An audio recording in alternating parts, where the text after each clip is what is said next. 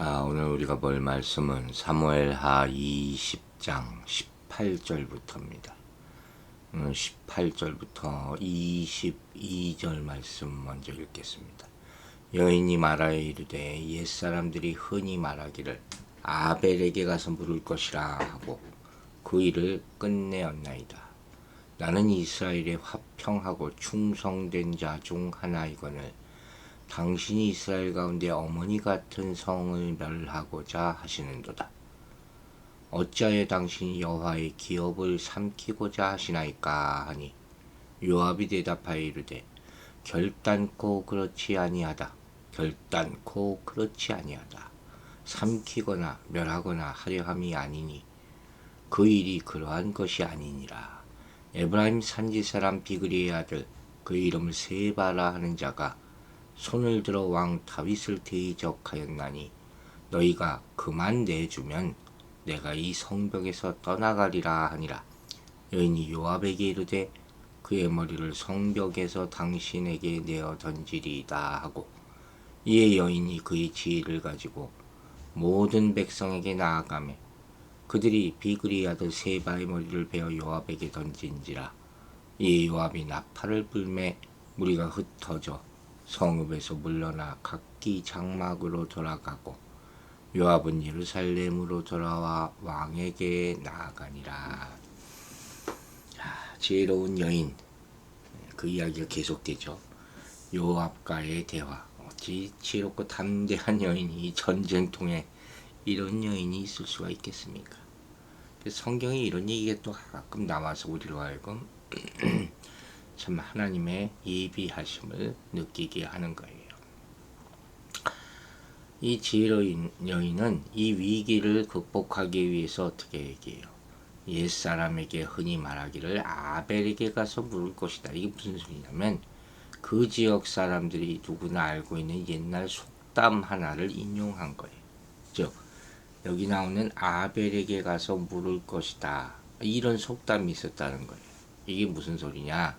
이 속담은 아벨 지역에는 지혜로운 자들이 많아서 누군가 어떤 문제 해결을 부탁하면 그 아벨 사람들이 문제를 잘 해결해 준다. 이런 얘기예요. 이 여인이 속담을 인용한 것은 아마도 자신의 지혜, 이게 지금 아벨 사람이 물어보라, 나한테 물어보라는 얘기예요. 자신의 지혜로 지금의 난관을 해결할 수 있으니까 나를 믿고 맡겨보십시오. 이 얘기란 말이에요. 지금 세바에 대한 요압의 전쟁은 아벨과의 전쟁이 된 거죠, 이제. 그리고 이 지역은 지금 평화를 사랑하는 그곳 거민들과 함께 멸망할 위치에 처해 있는 것 아닙니까? 그래서 지금 이 아벨 성읍의 대변인 역할을 자처하고 나타난 이 여인이, 이 지혜로운 여인이 자신을 이스라엘에서 평화롭고 충성스럽게 살아가는 사람들 중 한 명으로 소개하는 거예요. 그래서 여인의 이 말은 아벨 성읍 사람들은 반역을 꾀할 사람이 아니다. 오히려 평화를 사랑하는 충성스러운 사람들이다. 이렇게 주장하는 것이죠. 그리고 또 뭐라고 합니까? 이처럼 선량한 사람들이 살고 있는 이 아벨 성읍을 뭐라고 표현해요? 이스라엘 가운데 있는 어머니 같은 성읍이다. 이런 표현도 참 특별한 표현 같아요. 어머니 성읍이다. 그러니까 요압 군대가 이 아벨 성읍을 멸망시키려 하는 것은 부당하다는 것을 지금 계속 지금 얘기하고 있는 것이죠. 그런데 요압의 군대가 도대체 무슨 이유 때문에 여호와께서 주신 이 기업을 삼키려고 하는지 모르겠다. 강하게 호소하는 거예요. 왜 이런 평화로운 곳을 전쟁을 이겨서 다 망치려 하십니까? 하는 것이죠. 그래서 아까 말한 이 어머니 성읍이다. 이스라엘 가운데 어머니라는 이런 표현은 이 사사기 5장을 보면 드보라 선지자에게 쓰인 표현이에요. 특별한 표현이에요. 즉 이스라엘이 적의 침입 아래서 심음하고 있을 때 드보라 선지자를 통해서 구원과 보호의 손길을 보내주신 여호와의 이미지가 드보라의 이스라엘의 어미라는 표현 속에 녹아 있는 거예요.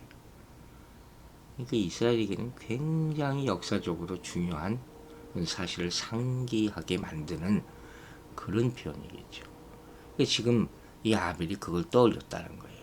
그래서 어려울 때마다 문제를 해결해주고 이스라엘의 단결에 공헌한 이스라엘의 어미 드보라와 같이 충성되고 평온한 성인데 왜 이런 성을 멸하려 하십니까? 그 요압에게 일깨워주는 그런 말이죠. 또한 여기서 자신이 화평한 자고 또 요압이 그러한 성을 무너뜨리려 한다 하는 말 속에는 신명기 20장 10절부터 나와 있는 하나님이 가르쳐 주신 전쟁의 원칙을 무시한 것이다. 그것도 상기해 주고 있는 거예요. 무슨 말이 10절부터 있느냐? 내가 어떤 성읍으로 나와서 치려 할 때 그 성에 먼저 평화를 선언하라. 그 성이 만일 평화하기로 화답하고 너를 향하여 성문을 열거든 그 온 거민으로 내게 공을 바치고 너를 섬기게 할 것이요. 이렇게 나와 있단 말이에요. 즉 아벨은 평화를 원하는데 요압은 어찌하여 평화를 묻지도 않고 전쟁부터 하려 하느냐. 질책하는 것이죠. 게다가 아벨은 또 요압이 할 수 있는 일개의 성이 아니라 함부로 할 수 있는 성이 아니라 여호와의 기업이다. 이것도 상기시키는 거예요. 여호와의 기업을 함부로 침공하는 자는 여호와께 대적하는 것과 똑같지 않습니까? 어떻게 해서든 전쟁을 안 하기 위해서 이스라엘의 역사적 일을 들먹여가면서 설득하고 있는 것이죠. 참 이렇게 아벨의 정통성과 역사성에 대해서 얘기하고 또 율법의 원리인 시학적 교리까지 함께 접근하는 이 여인의 이 논리 정연함과 설득력, 이걸 들으니까 아무리 잔인하고 피 흘리는 것을 개의치 않던 요압이라도 신중하지 않을 수 없게 만든.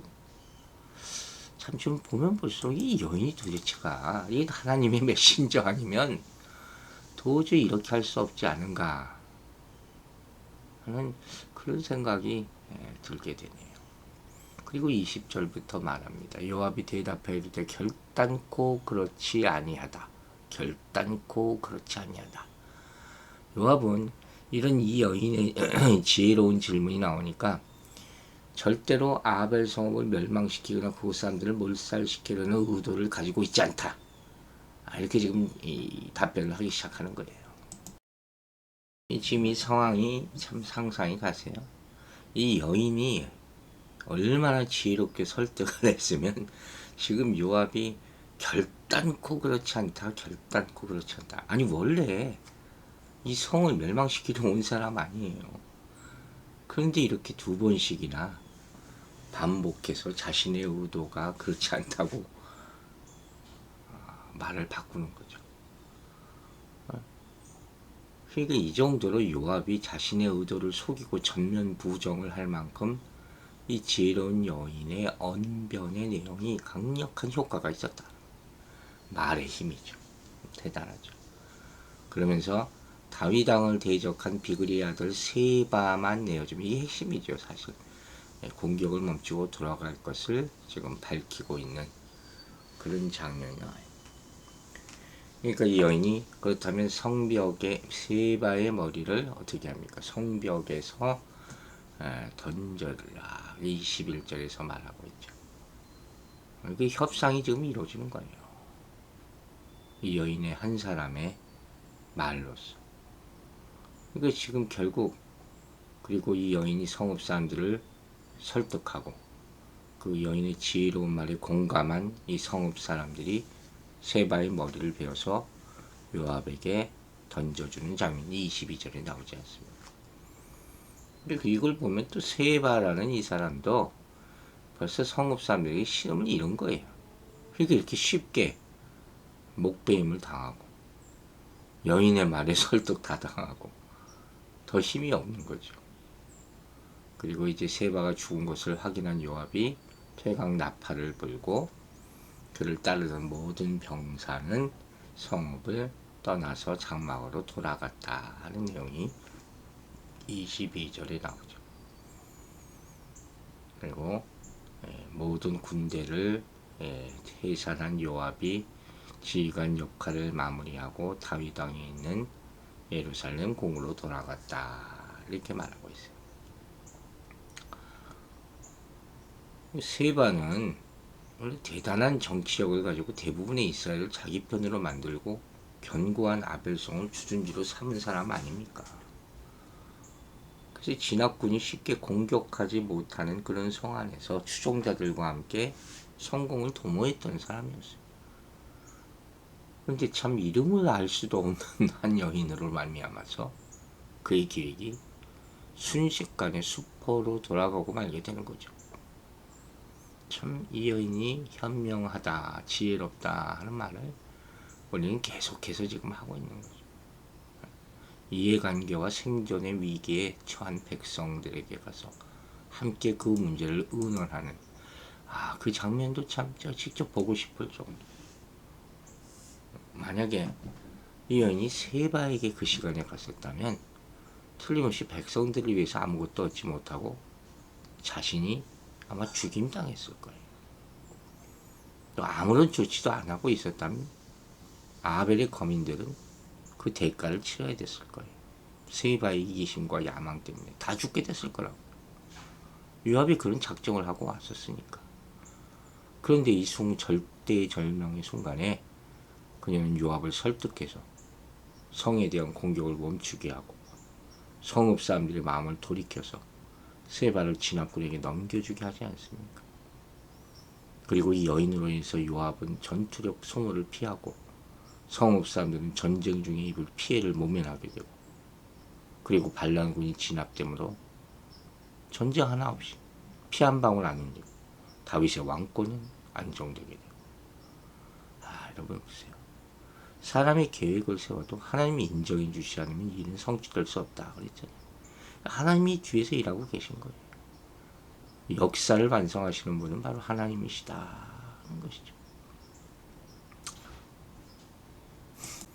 이러한 과정을 통해서 우리가 배워야 할 교훈을 이제 마지막으로 보게 되는 거예요. 바로 이 하나님 왕국을 지킨 것은 누군가? 생명을 살린 것이 누군가? 지혜로운 여인 한 사람 아닙니까? 이름도 모르는 여인. 당시 사회에서 약자의 위치에 있던 그런 여성이죠. 그러나 사무엘하 20장에 이르기까지 아무도 주목하지 않았던 그녀를 통해서 최악의 참사를 모면하게 되는 것이죠. 이 여인은 단지 이 성 안에 있는 사람들을 사랑했던 그 이유뿐이에요. 또 이 일로 더 유명해지지도 않았어요. 독자들의 기억에서도 사라집니다. 그럼에도 그녀는 살려야 할 사람을 살리는 역할을 이 순간에 하게 되는 거예요.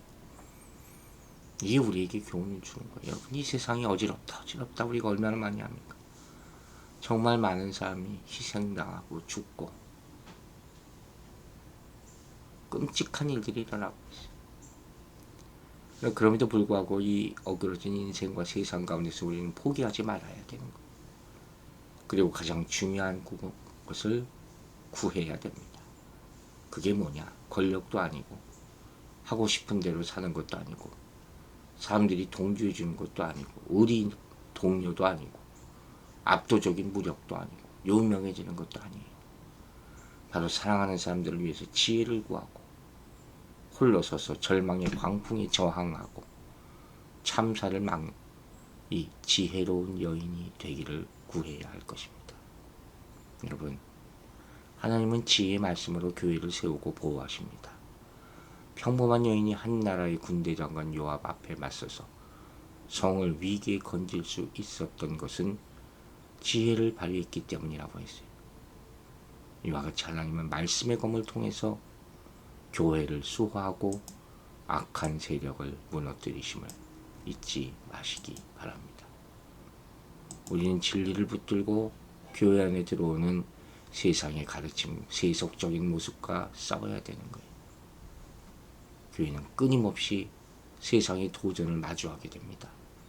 각종 매체, 인터넷 이런 것을 통해서 세속적인 가르침이 이젠 교회를 압도할 정도가 됐습니다.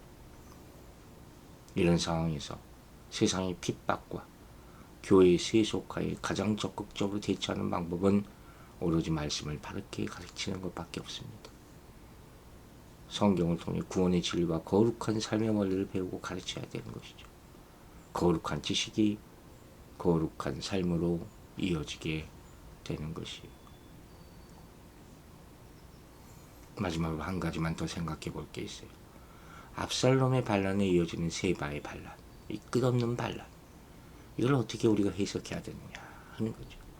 왜 하나님께서는 우리를 구원하시고 나서도 계속해서 삶의 고난을 허락하실까? 여러분, 고난은 죄의 결과만은 아니에요. 고난은 우리를 위한 하나님의 선하신 목적, 하나님 자녀를 징계하시는 손길이기도 하고, 욥의 경우처럼 하나님의 영광을 위한 고난도 있어요. 어떤 면에서 고난은 우리를 겸손하게 하고 한순간만이 아니라 인생을 살아가는 동안에 계속해서 말이에요. 또 하나님의 구원이 우리의 공로로 주어지는 것이 아니라 전적인 은혜로 주어지는 것이라는 사실을 기억하게 하시는 하나님의 방법이 될 수가 있습니다. 그러므로 하나님의 자녀는 결단코 안전함을 믿으시기 바랍니다. 고난 가운데서도 하나님께서 지켜주심을 믿으시기 바랍니다. 로마서 8장 28절을 말합니다.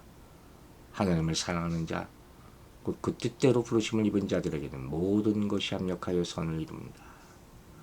얼마나 놀라운 약속입니까? 지혜로운 여인의 분별과 결정과 설득이 자칫 멸망할 수도 있었던 한 성을 살렸습니다. 생명을 살리는 선악간의 분별력, 그 분별력이 진짜 필요한 시대에 우리는 살고 있습니다. 멸망당할 도성을 살릴 수 있는 지혜를 구하여 생명을 얻는 우리 모두가 되기를 주의 이름으로 축원합니다. 기도하겠습니다. 아버지 하나님, 오늘 이 아침에 말씀을 듣고 지혜를 구합니다. 이 여인이 사용한 지혜, 하나님의 지혜, 생명의 지혜, 구원의 지혜를 허락하여 주시옵소서. 이 시대를 분별할 수 있는 하나님의 성령의 능력을 허락하여 주시옵소서.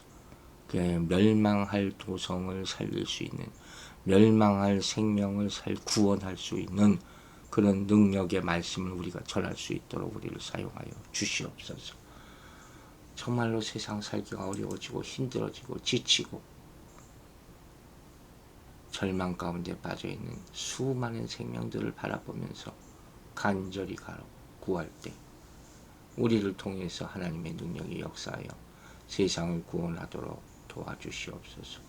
오늘도 성도들의 삶 가운데 주님 직접 간섭하여 주시고 말씀을 주시고 지혜를 주시고 능력을 주셔서 이 험한 세상에 오로지 좁은 길로 가는 자에게 승리의 길이 펼쳐질 수 있도록 인도하여 주시옵소서. 성령님께서 이들과 함께하여 주시고 특별히 병상에 누워있는 주의 사랑하는 아들에게 성령의 능력으로 임하셔서 일어나 걸으라 주님 말씀하신 것이 나타나 보여질 수 있도록 도와주시옵소서. 감사드리며 예수 그리스도 이름으로 기도했습니다. 아멘.